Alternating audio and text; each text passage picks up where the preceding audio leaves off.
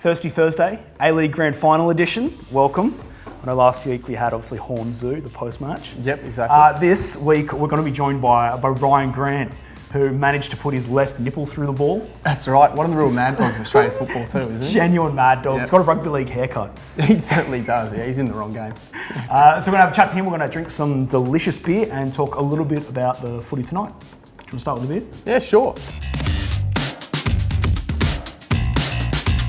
Now, on this beer, Chris. Yes, do. Please tell. Light-bodied and Okay. chock full of aromatic Galaxy and Enigma hops. Now, it's meant to be very It was light. like reading in front of the class, wasn't it? It really was. I didn't do much of that. I kept very quiet in Joe's classes. It's meant to be a very light beer this time of year. 28 in Sydney 28 today. So it seems appropriate. Sweating. A crisp, clean finish we're expecting here, Chris. Okay, Thank you that's very for you. much. On myself. So you may have noticed that today we're going with a beer that is not from Penrith and is not from Brisbane, kind of breaking our own rules, but we just thought with the news that obviously Western Australia has missed out on the AFL Grand Final, I mean you do still have Australia-Afghanistan, so you know, there's something. The big one-off test. Yeah, we thought we might go with Gage Roads, which I think is a delicious choice. Chris is pretty good. You could really settle not into mad. those. Yeah, I'm not mad at that. no, that's good. I've been to Optus Stadium, where I would argue it's one of the best stadiums in Australia because they sell that. Actually serve it. Not your mid-strength, Carlton not your Carlton mid. You know, which is serves me. It's been there the good times and the bad. Yeah, it's certainly has. always there, no matter what I do. But that's good. I like it. Okay, good. Now, what rugby league football are we talking about, dear mate? Interesting. Thank you for asking me. Oh, you're welcome. I would go with. Now we're keeping it WA because it's such a clean finish. Yep. 268 game NRL player, Matthew Geyer. Matt Geyer. Yeah. My God, many good years in Melbourne and one in WA. He had about 6 games. in Yeah, WA, okay. But that's enough. Overshadowed by big brother, right? And Yeah. over in WA. 97, good year. What Now, about you? mate, Gage Roads have a bit still to Super Rugby clubs, so I'm thinking of one of our great code hoppers. Okay. Coaching the Queensland Reds at the moment, and given Brisbane playing tonight, Brad Thorne. Yeah. I think it's a Brad Thorne beer. Or if you're that person that keeps hopping into our Facebook inbox, future coach of the Brisbane Broncos. I wouldn't be opposed to it, mate. Yeah? Honestly, it just seems it makes sense. Off contract at the Reds, he's done great things with them. Might just toughen them up a bit, don't you think? Yeah, I could see that. Yeah. Good beer. Excellent summer beer. Excellent summer Our beer. first That's summer it. ale of the year, which I'm very happy with. Good to try something different. Good timing. Yeah. Yep. That's good. All right, Ryan Grant. Should we bring him in? Let's bring him in. Can't wait. Ryan, congratulations on the win Sunday night, mate. Obviously winning best and fairest, but I want to get straight into it. The goal in the 100th minute, it's been coined as the nipple of God. You've ruined the narrative a bit though, because when you went to put the shirt overhead, you got the GPS tracker on, so we got no nipple of God at all. Now, I understand you already had a yellow card by that stage, so is that why the shirt didn't come off altogether?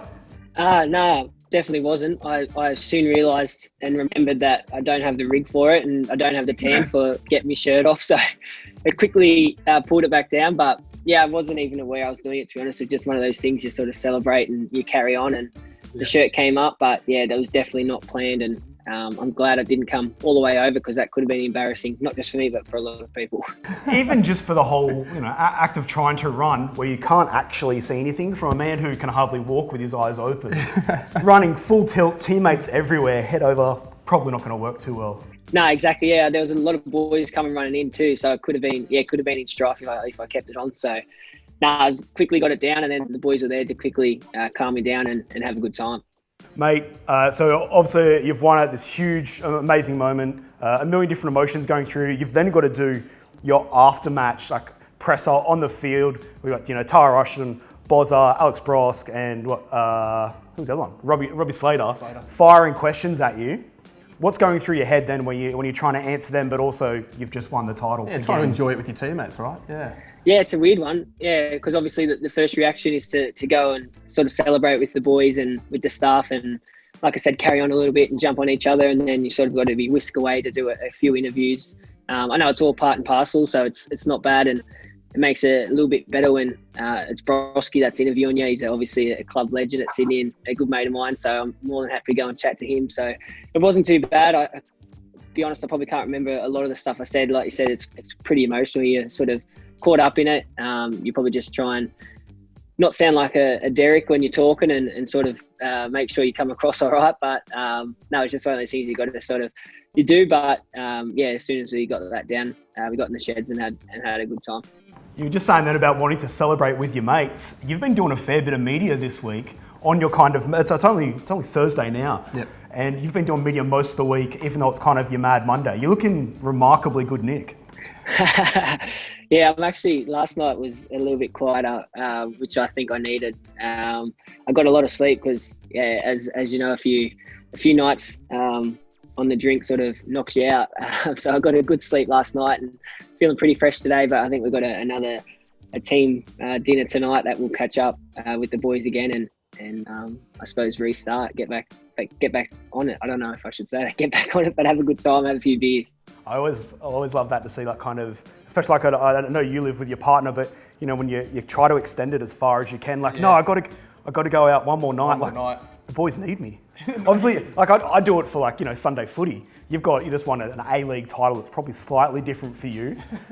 But after tonight, do you think that'll probably be the end of it, or how much longer do you have left? Yeah, I'm not sure. We got our awards night on Friday night, so I suppose we'll have a good time tonight and then see how we pull up tomorrow. I know a few of the younger boys sort of love to go day in, day out. So if we can back it up, might be a chance. But if not, we'll be back on Friday together and yeah, obviously at the club function and have awards night where we don't have to spend too much money. It's all on the house, so we'll probably let loose a little bit more there. Now, mate, the Premier's Plate. Obviously, when you win any grand final, usually makes a great drinking apparatus. But obviously, a different design with the A-League Plate. We see the toilet bowl memes and everything. Now, how exactly could you potentially funnel that into some sort of way that High you risk. could? Because you remember you had the New South Wales State of Origin boys in 2018 actually just down the face of the shield and into the gob, Jack DeBellin and the guys. So just wondering, any thoughts there? How did you guys actually manage that? No, you sort of just put it over your head or put your arm through it. There was not much, like, you sort of do the linking arms things through it. We didn't get to actually use it as an apparatus, as you said, but it was more just, yeah, whatever you could do, get one arm through it, one through your head through it, sort of carry on and make it up on the spot. But yeah, it's a funny trophy, but it's pretty famous now for being the toilet seat, as you said. So no, it was good. You sort of, yeah, make up something on the spot, and everyone had their own sort of celebration with it, and yeah, just went from there. I love that, you know, probably the two most famous photos of you from the last 2 years. It's you with, you know, to someone who doesn't know much about the A-League. Yeah. It looks like you just got a toilet seat just hanging around you, like a bunch of blokes around you just frothing, and you're just chilling out there with a toilet seat. Yeah, poke the head through it. I sort of did it last year and got a good photo, and then obviously someone got it this year. So yeah, there's a couple of good photos of popping the head through. Mate, what happens with the Premier's Play? Like, do you guys have an arrangement? Are you taking it home, or does someone keep it the whole time? What's the go?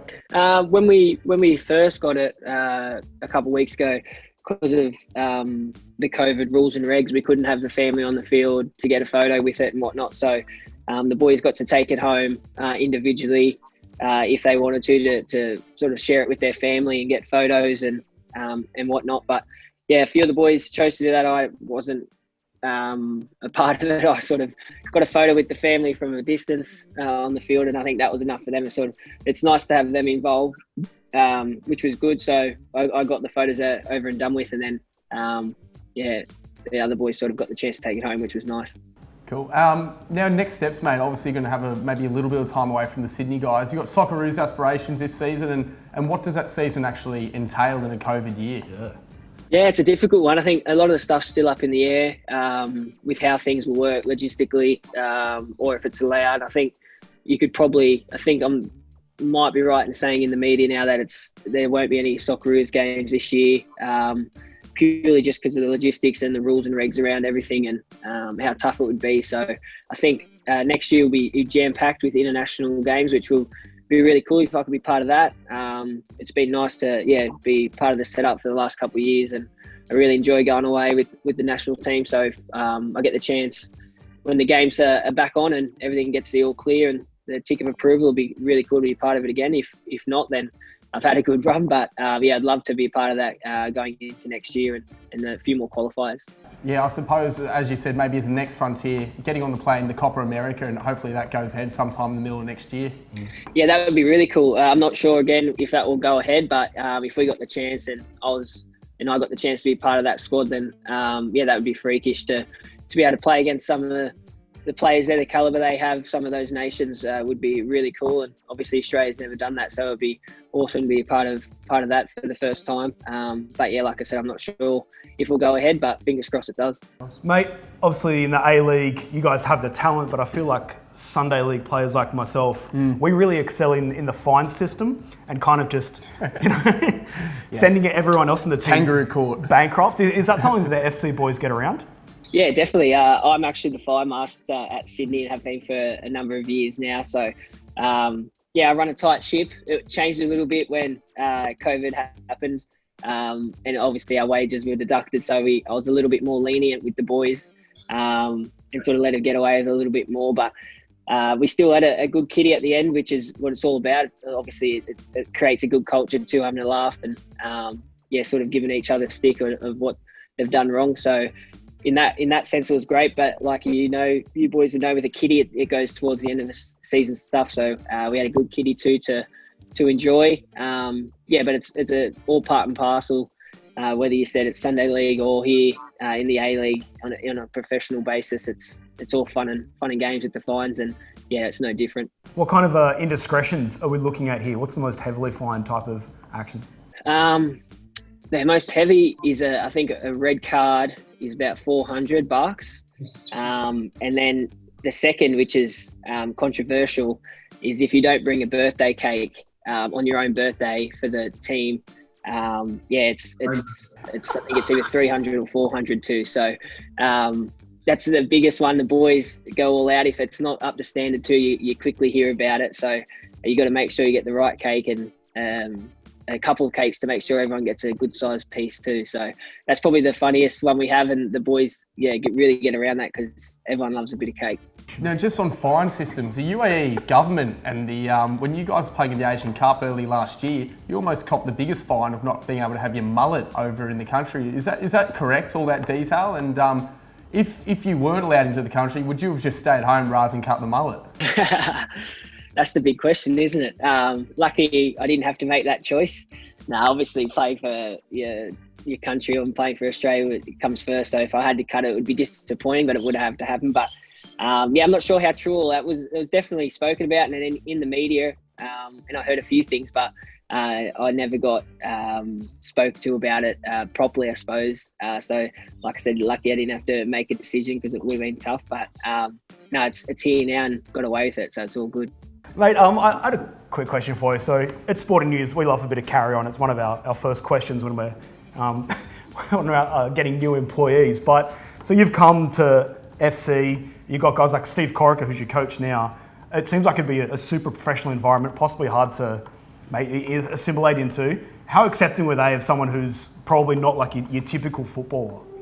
They were really good. I think, when I first came in, I probably wasn't as different. I sort of tried to make sure I was all right and fit in. And we had, like you said, we had some big name players. We had, like you said, Steve Corica. We had John Aloisi, played with Del Piero. So there was a lot of massive players there. But I think the best thing about that is they let everyone be themselves.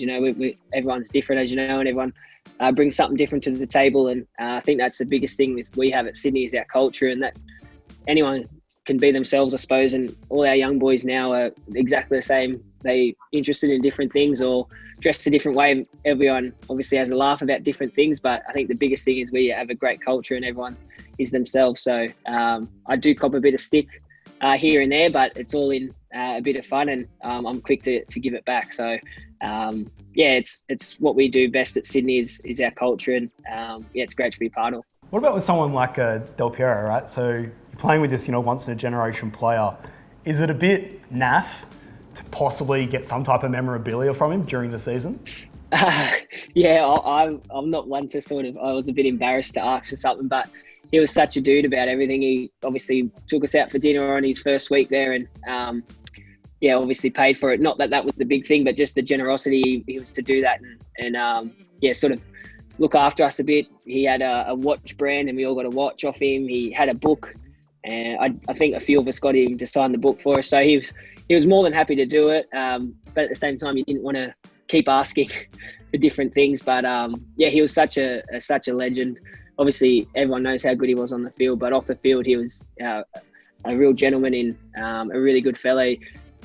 Loved to have a laugh. The Aussie humour sort of got to him, and he sort of got used to it pretty quickly. And yeah, was more than happy to have a laugh and point fingers and carry on. So yeah, I couldn't speak more highly of Alessandro. He was such a good fella. Mate, I was looking through Twitter this morning. You've retweeted a fair bit of Panthers stuff. Is there a little bit of love for the Penny Panthers? Yeah, massive Penny Panthers fan. Grew up loving rugby league. I was more into rugby league, to be honest, when I was younger. My old man played out in Canowindra and around Canowindra. So it was huge for me growing up, and always a Panthers fan. He was a Panthers fan, so obviously followed Dad. And we have family friends of Royce Simmons, who obviously played for Penrith and is a legend there.